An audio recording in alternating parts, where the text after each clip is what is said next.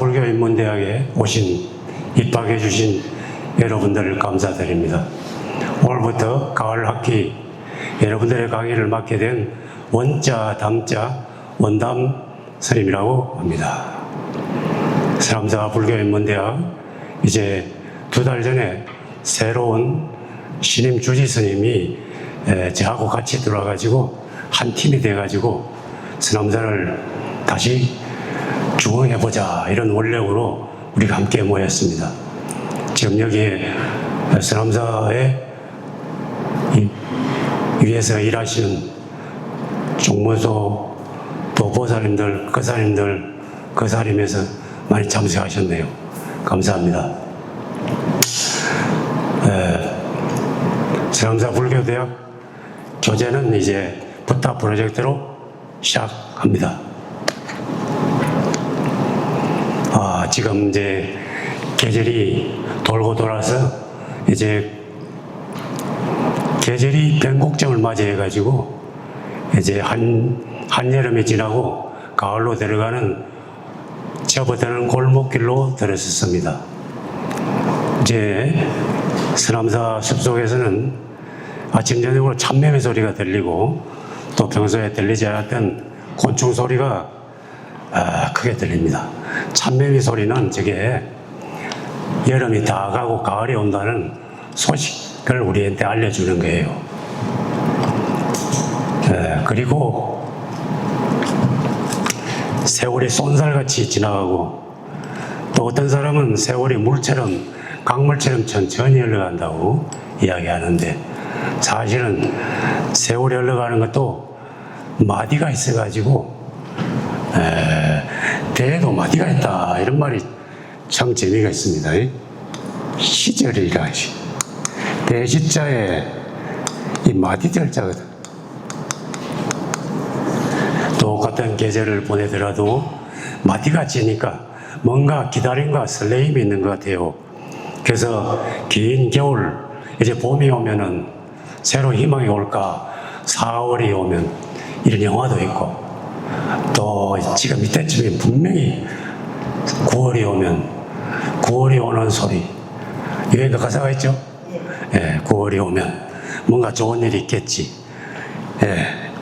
맞습니다. 시절 인연이 도래했다 이렇게 해야죠.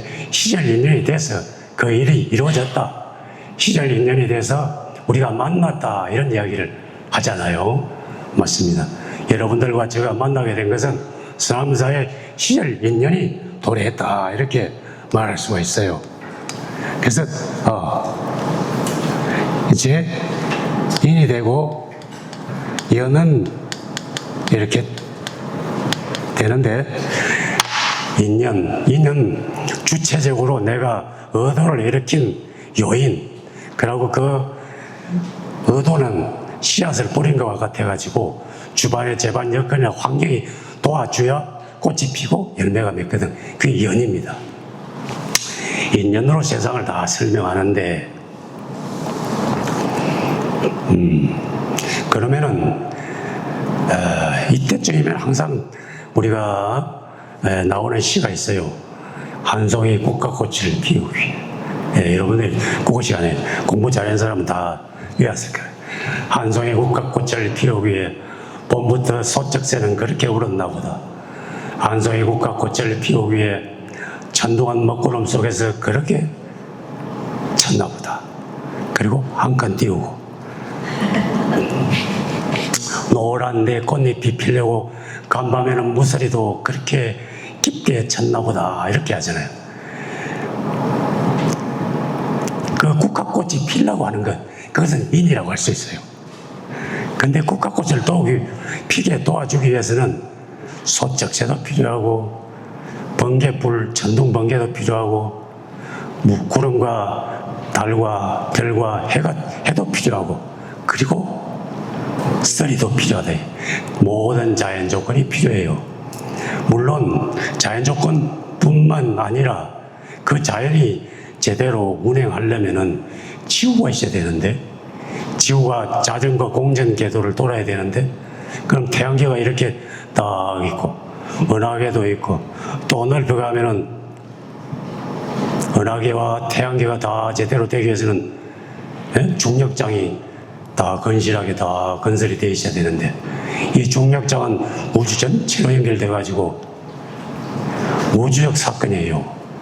한 송이 국가꽃을 피우기 위해서는 전 우주가 개입하는 우주적 사건입니다. 국가꽃뿐이겠습니까? 우리가 여기 한마음 내서 성남사에 불교 강의에 온 것, 제가 손가락 하나 드는 것, 여러분들 발걸음 하나 뛰는 것도 전부 다 우주적 사건이에요. 이렇게 큰 범위, 이는 비록 내 개인이 의도를 일으켰을지언정 이 의도가 땅에 뿌려져서 씨앗에 뿌려서 열매를 맺고 가지를 치고 이렇게 하려고 하면 수많은 중중무진의 그 인연을 생각해 본다면은 참으로 끝이 없기 때문에 불교에서는 그것을 정상연이라 이렇게 용어를 써가지고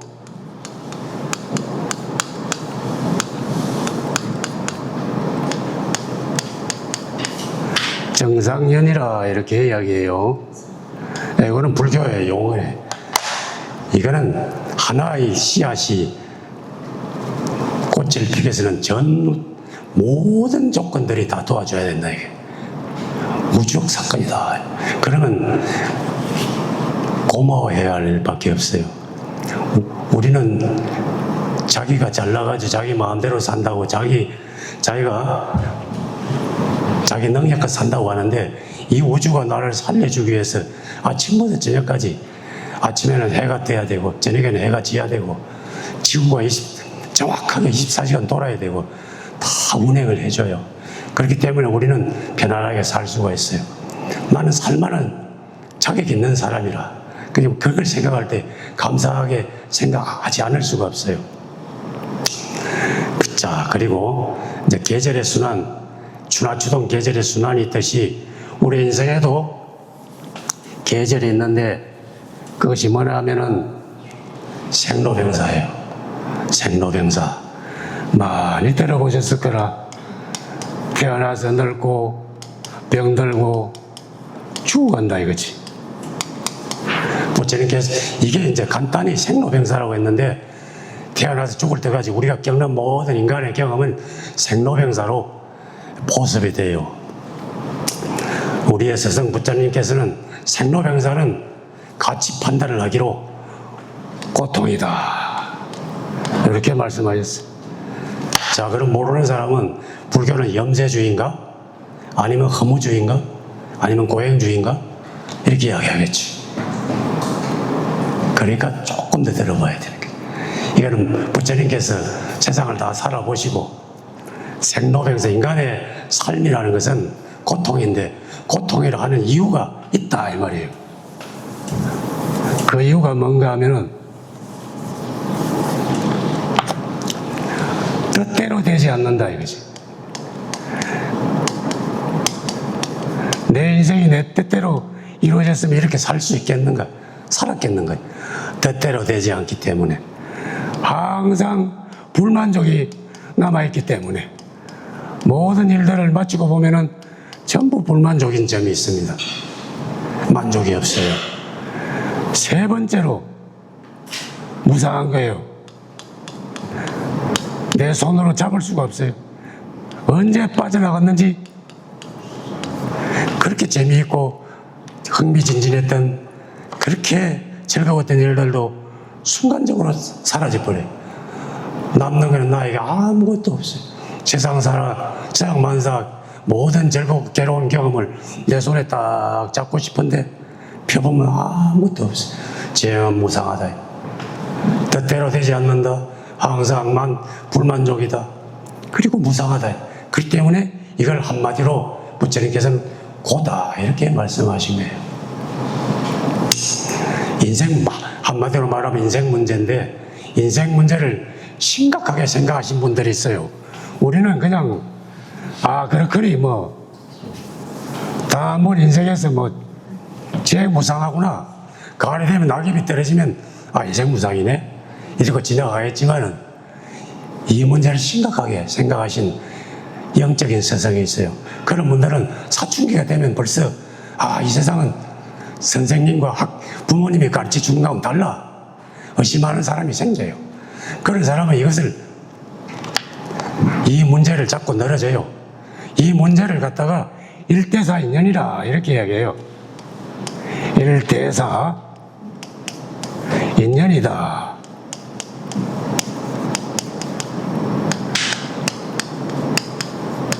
그래서 부처님과 역대 큰 스님들이 또 저 같은 스님들이 다 1대4 인연을 해결하기 위해서 출가했다, 수행한다 이렇게 이야기해요. 그러면 일상생활에 빠져 사는 우리 같은 보통 평범한 사람은 1대4 인연을 제대로 심각하게 절실하게 다룰 수도 없고 해결할 수도 없는데 어쩌란 말이에요. 이런 질문이 들어오겠죠. 네, 맞습니다. 그런데 전 세계 10% 사람들은 항상 예외적으로 다른 사람의 많은 보통 평범한 사람들이 생각하지 않는 것을 깊게 천착해서 연구하는 사람이 있어요. 과학자들도 그렇고 예술가들이 그렇고 종교적 천재들이 그랬어요. 이런 문제를 생로병사 이 문제를 갖다가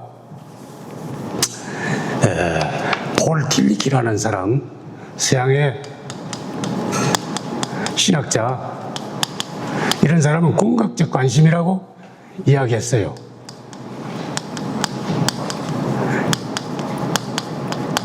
궁극적 관심, 삶은 무엇이며 나의 삶의 범위는 무엇이고 세상과의 나의 관계는 무엇이며 태어나기 전은 무엇이며 태어나서 우리는 어떻게 되는가, 나의 고통을 어떻게 소멸시킬 수 있는가, 기독교로 말하면 어떻게 신의 은총을 받을 것이며 나의 죄사함은 어떻게, 나의 구원은 어디서 올 것인가, 신과 나의 관계는 어떻게 정립할까, 이런 것이 궁극적 관심이에요. 진정한 교인이라면 폴 틸리키를 모르면 안 돼. 독일의 나치를 반대해서 종교의 신앙심을 지켰던 정의로운 기독교인입니다. 폴 틸리키의 궁극적 관심이라고 했어요. 자, 그러면 이야기를 따라오셨다면은, 그러면 쉽게 이야기하면 이게 무슨 이야기냐. 그렇습니다. 우리는 어디서 와서 어디로 가는가, 이런 문제. 나는 왜 이 땅에 이런 몸으로 이렇게 태어나서 이렇게 살아갈 수밖에 없는가, 이런 문제. 이런 문제들 우리가 가끔 해보잖아요. 그리고 또 지금까지 해온 대로, 습관대로, 서양 사람들이 시키는 대로 살면은 그 끝은 어디인가? 매일매일 그냥 살다 보면 죽음인가? 그걸 생각해 봐야 되지 않겠어요? 또 한 번 태어나면 영원히 살 것이지 왜 죽는가 이거지. 죽고 나서는 어떻게 되는가? 이 문제, 이런 것들이 궁극적 질문이에요. 이런 질문을 찾아서 나간 사람은 또 구도자라고 할 수가 있고 철학자라고 할 수가 있어요. 이런 이야기를 불교에서 해야 되는 거예요. 이것을 이야기하지 않으면 진정한 종교가 아니다, 이렇게 폴 틸리키라는 기독교 신학자가 이야기했죠. 자, 그러면은 이 문제를 일찍이 해결해가지고 우리한테 제시한 분이 인류 역사상에 있었습니다. 그분들이 있었어요. 그분들이 인류의 스승이 되고 위대한 철학자이기도 하고 위대한 현자라고 해요. 그분들이 집중적으로 나온 시기가 있었으니 그것이 바로 기원전 900년에서 200년 사이.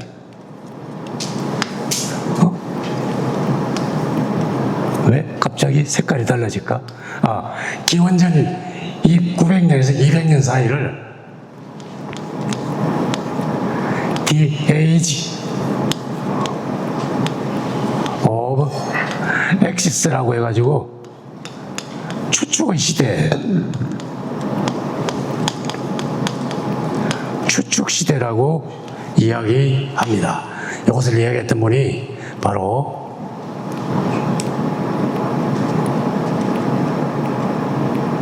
칼 야스퍼스라는 독일의 철학자예요. 자, 이분이 나오시네. 칼 야스퍼스가 전 세계 사상과 철학을, 종교를 다 섭렵해가지고 이제 했을 때 이분이 기원전 900년에서 200년 사이에 인류의 스승이 될 분들이 다 나타났다. 그때가 추축시대다 이렇게 이야기했어요. 이 엑시스, the age of 엑시스, 추축이라는 것은 차 바퀴가 있는데 그 바퀴가 그냥 놔두면 안 되고 가운데 굴대가 있어야 되겠죠. 축이라 그러죠. 그걸 축. 그게 이제 추축시대라. 그러니까 앞으로 인류의 문명이 굴러가야 되는데 거기에 굴대를 형성해 준 위대한 종교 깨달은 분이 나왔다는 것이 이때 나왔는데, 이게 그리스 철학자, 중국에서는 진시황 태어나기 전에 제자 백과들, 공자, 맹자 했던 노자, 장자 이런 분들, 그리고 인도에는 마하비라, 자이나교 교주하고 우리 부처님, 부다하고 이분들을 다 통틀어서 추축시대에 나타났던 대성인, 인류의 성인 내지 철학자 혹은 현인들이라고 이야기해요. 자, 그러면 이것이 묘하게도 부처님이 인간 세상에 오셔서 80살을 사셨는데 부처님 이전에 300년하고 부처님 이후에 300년, 700년 사이에 이분들이 다 오셨다 가셨어요. 그걸 잠깐 이제 이야기해 보겠어요. 그러면 세계 역사가 잠시 커버가 될 텐데, 불교 인문대학이니까 인간의 문화를 다 다루는 게 불교 인문대학이니까 이 정도는 다뤄줘야 됩니다. 자, 그러면 이제 지중해 그림을 그려야 돼요. 여기는 그리스 쭉 가가지고 여기 이탈리아, 여기는 스페인, 이베리아 반도 이렇게 쭉 유럽이 가고, 여기는 흑해가 있고, 여기 터키 이렇게 내야지 레바논, 자 올라가지고 여기는 지브롤터, 아프리카, 그리고 여기는 이제 홍해, 아라비아 반도, 자 가가지고 메소포트, 걸프만 이쪽으로 와서 여기가 인도, 여기 가면은 이제 아프리카, 여기는 이제 히말라야 산맥, 여기는 카스피해, 여기는 흑해, 여기는 카스피해, 이 사이에 산맥이 있는데 카프카스 산맥, 여기는 그리스, 여기는 이집트, 여기는 페르시아, 이렇게 이제 이거는 이야기가 계속됩니다. 그리스의 추축 시대에 그리스의 철학자들, 자연 철학자들이 있었는데, 그 자연 철학자들은 우주의 기본 요소는 뭔가 그걸 연구했어요. 우주의 근본 요소는 물이다, 탈레스, 불이다, 헤라클레이토스, 공기다, 아낙시만드로스, 이런 세계사 여러분들이 배웠어요. 지수화풍이다, 엠페도클레스, 혹은 숫자다, 피타고라스 정리는 다 아시죠? 숫자다, 이렇게 얘기했고, 인생을 살려면 고행을 해야 된다, 제논. 아니야, 정신적인 만족을 추구하며 살아야지, 향락주의, 에피큐러스 학파, 여기까지는 싹 지나가고, 그 다음에 소크라테스라는 분이 나왔어요. 이분은 아는 건 안다 하고 모르는 건 모른다 하고, 이것이 진짜 일로 아는 것이다. 그래서 시민 여러분, 당신은 진정 무엇을 아십니까? 계속 이런 질문을 하고 다녀. 당신이 무엇을 아십니까? 모른다는 것을 계속 상기시켜줘요. 무지할 줄 알아라. 너 자신을 아느냐? 이런 질문을 계속 하니까, 그래서 시민들이 짜증이 났어요. 계속 답이 없는 질문을 하거든. 아는 척 하는 것을 전부 자만심을 깨부시려고 소크라테스가 계속 사람들한테 질문을 하니까 재판장이 열리기를, 저 소크라테스가 현명하기는 하나 우리 시민들한테 괴롭히는 거머리 같다 이거지. 좀 또 청년들을 타락시킨다, 이렇게.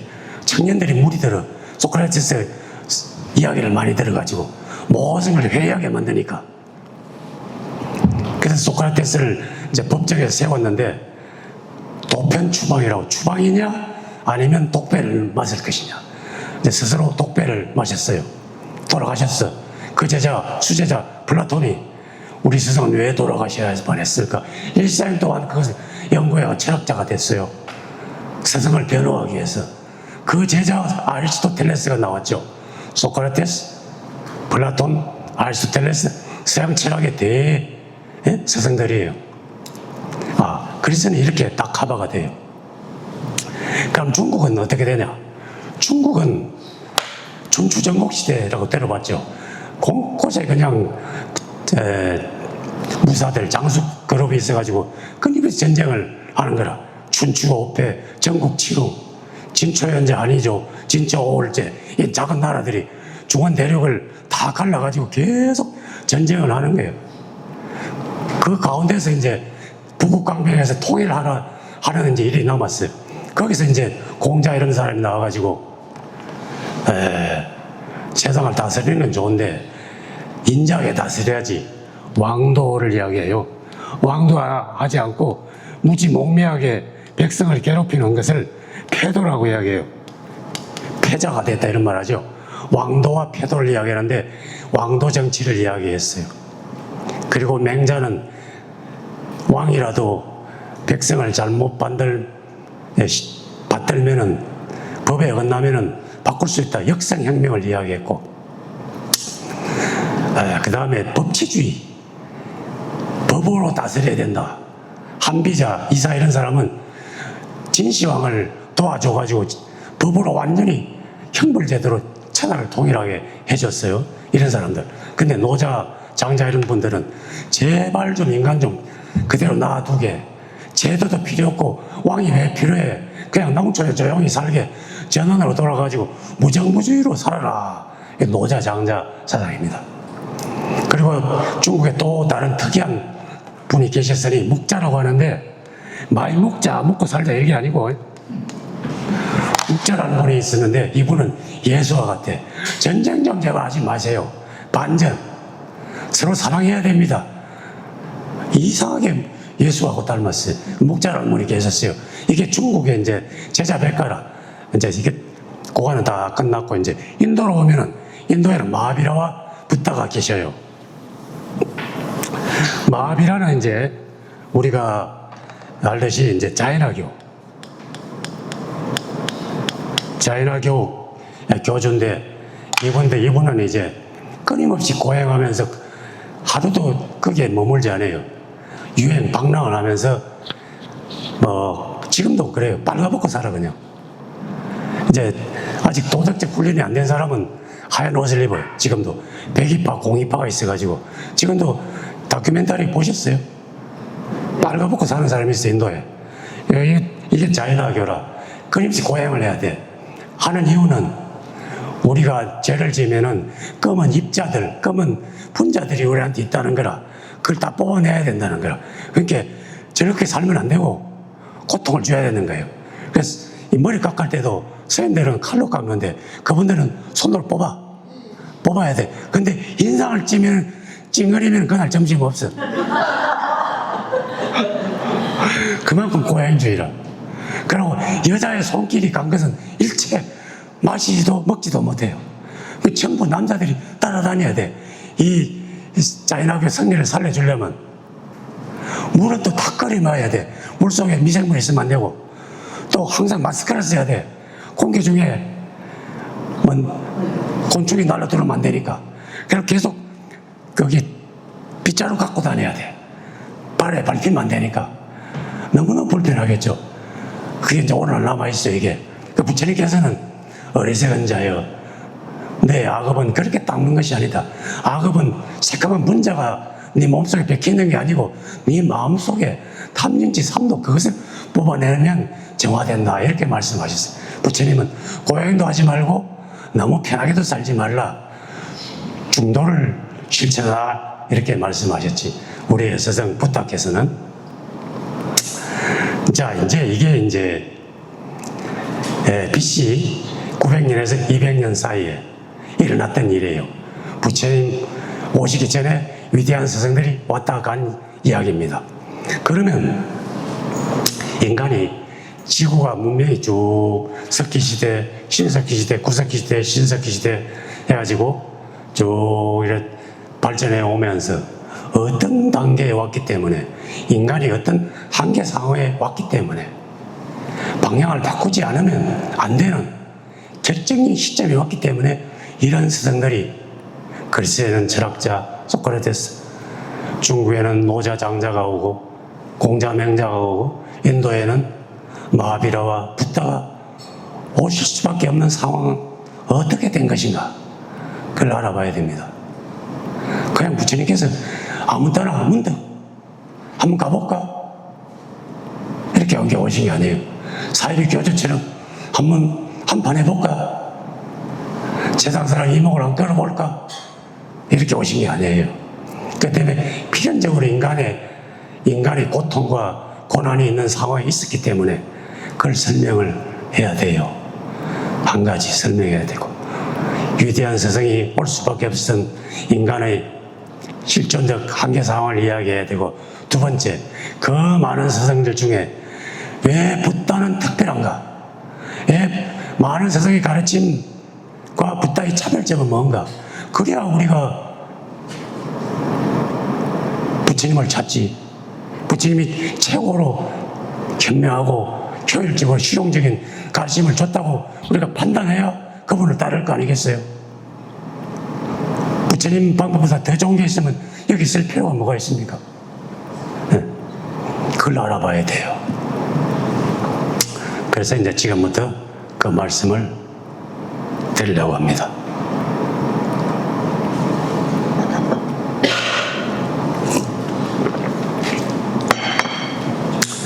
그러면은 이제 지구가 태양계하고 이렇게 처음에는 붙어 있었어요. 태양계가 생길 때 수검지와 목토 천해명, 이게 9개의 혹성이 있었는데, 지구라는 혹성이 생기게 된 것은, 지구별이 생기게 된 것은 45억 년이라고 천문학적 사실입니다. 근데 이 지구에 생명체가 생기게 된 것은 42억 년이라고 해요. 처음에는 이제 바다에서 시작돼서 진핵세포, 원핵세포, 뭐 남조류 이래가지고, 이거는 이제 진화생물학에서 배워요. 어쨌든 이제 그래가지고 아프리카 사하라 사막이 있는 데가 옛날에는 고대 지질 시대에는 여기가 최고로 살기가 좋았어요. 사막이 아니었고 그때는 울창한 숲이 열대 우림이고 비도 많이 오고 강도 있고 물도 많아가지고 여기에 모든 생명이 아프리카에서 시작됐어요.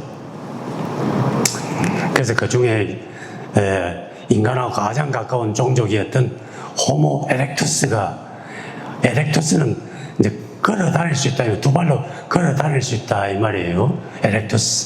호모 에렉투스가 100만 년 전에 불을 처음 사용했다고 그럽니다. 그럼 그 이전에는 사냥해가지고 그냥 생고기로 먹고 살았어요. 그러면 생고기로 먹을 때하고 불로 익혀서 먹을 때하고는 차이가 엄청나게, 인간의 몸 신체 구조에 변화가 와요. 신체 기관, 소화기관이 짧아져. 대장, 소장이 짧아지고 똑바로 설 수가 있어요. 배가 옛날 불로 가면 짐승처럼 걸어야 되거든. 침팬지처럼 딱 설 수가 있어 이제. 그리고 단백질을 충분히 섭취했기 때문에 두뇌가 발달해. 그 때문에 결정적으로 진화가 빨라져요. 그래서 100만 년이 지났는데, 그리고 70만 년이 흘러. 그럼 30만 년 전에 가장 인간하고 가까운 호모사피엔스 들어봤죠? 현생 인류는 모두 다 호모사피엔스 후손이거든. 이 호모사피엔스가 6만 년 전, BC 6만 년 전에 아프리카를 탈출해요. 그래가지고 전 세계로 다 퍼져나가. 유럽, 저 아시아, 시베리아, 저 자바성까지 전 세계로 퍼져나가요. 물론 네안데르탈인이 있었는데, 네안데르탈인도 문명이 발달했는데 언어가 사피엔스보다 언어 소통 능력이 뒤떨어져 가지고 소멸돼 버렸어요. 사피엔스는 말을 잘해요. 인간들 소통을 잘했기 때문에 살아남았어요. 호모 사피엔스가 이제 6만 년 전에 아프리카를 탈출하면서 이제 인간의 문명이 급속도로 발전하기 시작했는데 12,000년에서 8,000년 사이에 요 지방을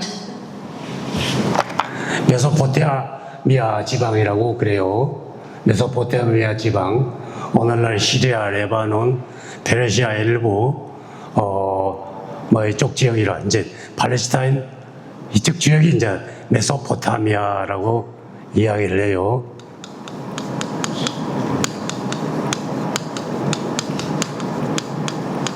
삼각주가 발달했는데 여기 강이 두 개 있어요. 티그리스강, 유프라테스강. 그래서 삼각주가 발달했다고 메소포타미아가 그런 뜻인데 여기에 이제 비옥하게 이 땅이 인간이 여기에 모여 살기 시작했어요. 창세기에 기독교 구약성서에 나오는 배경이 여기라. 바빌론도 나오잖아요. 바빌론도 여기 나오고. 그래서 여기에 12,000년에서 8,000년 사이에 농업혁명과 신석기 혁명이 일어나게 됐어요. 구석기하고 신석기 차이는 석기 시대 때 돌 같은 거를 한쪽 기둥을 깨가지고 돌도끼 만들고 손도끼 만들고 그는 뗀석기라 그러고, 신석기 시대 때는 인간이 영리해져가지고 돌을 갈아가지고 화살도 만들고 화살촉도 만들고 바늘도 만들고 낚시바늘도 만들고 갈아가지고 애인들 목걸이도 해주고 이렇게 목걸이 옥구기성 해가지고 목걸이도 해주고 또 바늘도 만들고 그땐 칼도 만들고 창도 만들고 그리고 이렇게 꽃갱이도 만들고 그런 농사를 지키셔가지고 농업혁명이 일어나게 됐어요. 그러면서 전쟁 능력이 굉장히 뛰어나게 됐어요. 그리고 코끼리 잡는 거, 맘모스 잡는 게 이게 일도 아니라 사람이 협업해가지고 그렇게 획기적으로 발전했기 때문에 신석기 혁명이라고 이렇게 이야기해요. 농업혁명은 뭔가 하면은 처음에는 남자들은 밖에 사냥하고 여자들은 돌아다니면서 채집을 해. 열매를 따고 뿌리를 캐고 감자를 캐고 이래가지고 먹고 살았어요. 근데 어느 날 보니까 새들이 먹고 똥을 쌌는데 거기 보니까 싹이 나가지고 가만히 보니까 가을 되니까 보리싹이나 귀리라든지 밀리싹이 나거든. 저거 우리가 따라 해봐야 되겠다 해가지고 심었어요. 그래가지고 농사를 처음 알게 됐어요. 그 농사를 질 수 있게 되니까 1년 동안 거기에 주변에 살아야 되거든. 옛날에는 다 사냥한다고 여기 10일 있다가 저기 10일 있다가 계속 옮겨 다녔는데 이제는 모여 살게 됐어요. 모여 살면서 물을 대고 또랑을 파고 물을 대야 되니까 100명 이상 살아야 돼. 이제 마을을 이루어야 돼. 그래서 농업혁명이 마을에 생기지, 사람들이 도와야지, 남자들도 사냥 안 가고 일을 해야지, 이런 새로운 문명이 건설되게 되었어요. 근데 가을 되니까 옛날에는 하루 종일 이야기해도 겨우 입에 풀칠하고만 살았는데 이제 가을 되니까 가마이가 쌓여 창고를 만들어야 돼. 잉여 생산물이 생기게 됐어요. 그럼 살기가 엄청 좋아졌죠. 그럼 소, 개, 말들을 키우기 시작했어. 가축이 이제 번성하기 시작했어. 나라가 이제 1,000명, 5,000명 이상 모여 살 수 있게 됐어요. 그래서 부족국가, 가야나 우리 김해나 울산이나 옛날에 가야 시대 있었잖아요. 그게 부족국가거든. 신라가 통일 이전에 6촌장이 살았다고 하잖아요. 그게 부족국가라. 이 정도 시대가 온 거라 이제. 여기까지만 해도 그냥 평화롭게 살아면 되는데 또 이상한 일파가 있어. 마을 공동체를 가지고 농사짓고 잘 사는데 어떤 족속들은 전쟁을 계속하기를 좋아해. 무기만 발달해가지고 일 안 하다가 가을철 돼가지고 그 마을을 습격해가지고 창고에 있는 쌀을 다 가져가 버려. 그러면 1년 내에 일 안 하고 먹을 수가 있죠. 거기는 사람들을 다 데려다가 노예로 쓰는 거라. 한번 이렇게 일 안 하고 다른 사람을 잡아다가 노예로 쓰고 다른 사람 생산했던 걸 다 갖다다가 자기들이 먹고 소비하니까 얼마나 좋아요. 이제 전쟁이 너무 재밌는 일이 돼버렸어. 전쟁을 하니까 또 막아야지. 수비를 해야지. 그러니까 농사만 짓던 사람이 아이고 안 되겠다. 우리도 지켜야지. 무사 싸움 잘하는 사람 불러 모아, 힘든 사람, 전투 잘하는 사람 불러 모아가지고 우리한테 세금을 걷어가지고 사람들 먹여 살려. 그러면 이제 그게 군인들이 되는 거죠. 군인들이 있으면 군인들이 대장이 있어야 될 거 아니에요. 그럼 그 사람이 통치자가 되는 거라. 그러면 그 마을 우리가 다스려 줄게. 나한테 세금을 내세요. 그럼 우리가 잘 훈련시키고 이 마을을 잘 다스려 주겠습니다. 이래가지고 왕이 생기게 된 거라, 이제. 왕정. 그래가지고, 그런데 이미 세상은 노예가 있어야 돌아가는 고대 노예제 사회가 이제 번성하게 됐어요. 이게 고대 노예제 사회라. 그리고 고대 노예제 사회는 육촌장을 넘어서 가야국을 넘어서 이제 가야가 영맹을 맺죠. 대국가가 형성돼가지고 제국이 되는 거라. 페르시아 제국, 알렉산더 제국, 이집트 제국이 돼가지고 제국과 제국이 싸우면서 그 생산물을 다 뺏어가고 거기에 백성들을 데려가가지고 노예로 삼는 거라. 그래서 노예를 삼아가지고 무슨 일을 벌입니까? 피라미드 세우고 만리장성 만들고 바벨론 탑 쌓고 그거 다 누가 해야 돼요? 노예들이 죽을 때까지 일하는 거예요, 그게. 지금 보니까 아주 세계 17대 불가사의 지금 관광산업 돈을 잘 벌고 사니까 위대한 것 같지만은 그 모든 것들이 노예들이 일생을 바쳐서 노예가 생명이 30년이 안 돼요. 많이 살아요. 50 못 살아요. 네. 그 사람들이 일생을 바쳐서 시체로 이루어진 것들이 피라미드요, 만리장성을 파면은 노예들의 시체가 수북하게 쌓였다고 그러잖아요. 그건 고대 노예제 사회가 왔다 이거지.